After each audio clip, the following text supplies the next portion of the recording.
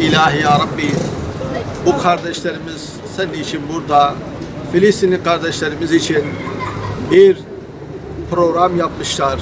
Bir dua, bir iftar ve 1000 dua adlı bir program yapmışlar. İlahi ya Rabbi, bu programı dergah izzetinde kabul eyle. Amin. Onların ölmüşlerin ruhlarına vasile eyle. Amin. Ruhlarını şad eyle. Makamlarını cennet eyle. Derecelerini âli eyle ya Rabbi. İlahi ya Rabbi, bugün Filistin'de, Gazze'de bir soykırım yaşanıyor, bir katliam yapılıyor. Oradaki Müslüman kardeşlerimize yardım eyle. Amin. Bedir'de, Hendek'te, Mute'de ve bütün Peygamber Aleyhisselatü Vesselam savaşlarında göndermiş olduğu o meleklerini bugün Filistin'de, Gazze'deki Müslüman kardeşlerimize de gönder.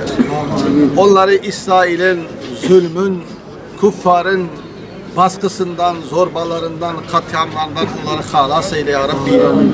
Onların şehitlerinin şehadetlerini kabul eyle ya Rabbi. Bizleri onların şehitlerin o şehadetinin, o ecrlerinin ortağı eyle ya Rabbi. Biz biliyoruz ki hasbelkader biz gönlümüz onlarladır. Belki bir şeyler yapamıyorsak veya yapamıyorsak da en azından gönlümüz onlarladır. İlahi ya Rabbi, kıyamet gününde bizi Müslüman olarak haşreyle. Onlara gönlümüzle beraber, maddi ve manevi her şeyimizle beraber olduğumuzu İlahi ya Rabbi sen de şahitsin ve bu akşam, bu iftar vaktinde şahitlerimizi de kabul eyle ya Rabbi.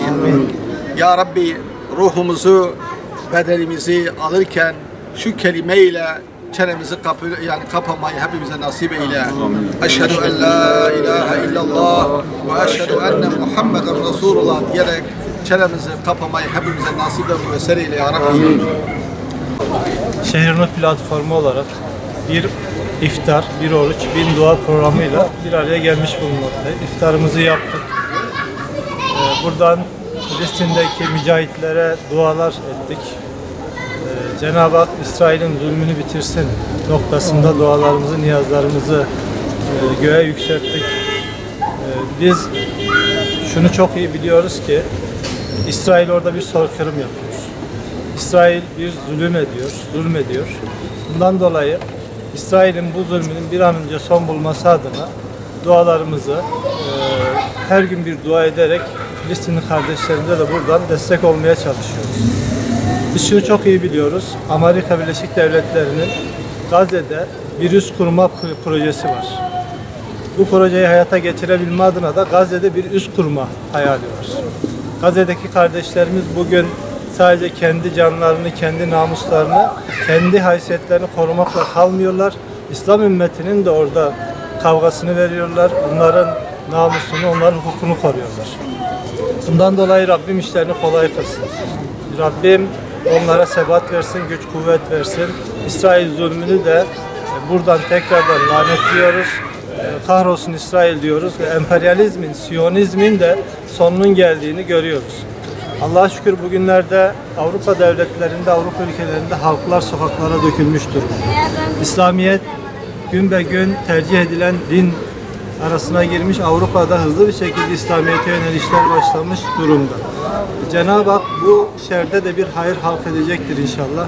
Biz buna inanıyoruz. Arz-ı Mevut noktasında İsrail'in bir inanış, dini bir inanışı var. Bundan dolayı da öldürmekten, soykırımdan geri durmuyor. Bunu dünyaya duyurmak durumundayız. Buradan Şırnaklı hemşerilerimize çağrıda bulunuyoruz. Meydanlara gelelim. Meydanlardan eksik olmayalım. Meydanları boşalttığımız sürece bunlar zulmünü katlandırarak arttıracaklar. Zulmünü daha da şiddetlendirecekler.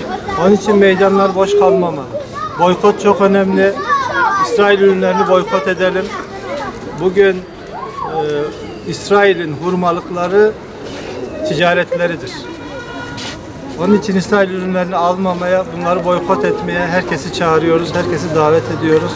Bu akşam burada bulunan STK'larımıza, Şehir Nur platformu çatısı altında bir araya gelen STK'larımıza, seydalarımıza, sayın müftümüze teşekkür ediyoruz.